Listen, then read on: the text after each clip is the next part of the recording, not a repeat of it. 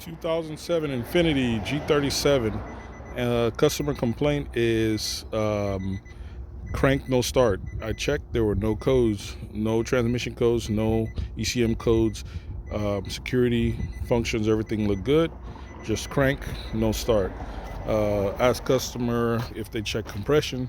He said that basically they just replaced this motor because previous motor overheated, so they replaced this motor, and it's doing the exact same thing as the previous motor after it overheated. Just crank, no start, no codes.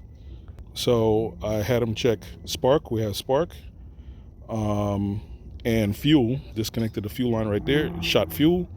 So next thing I did, I got some spray, put it in there, and it started for a second.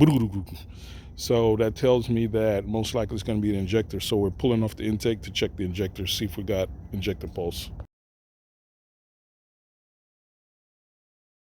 Found the problem. There's a plug back there for the injectors. It was loose, so we should start now. That connector right there pulled out. Lost connection to the injectors, boys.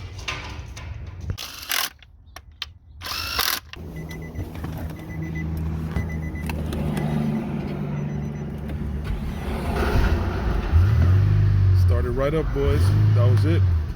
Quick fix. Remember them injectors, man.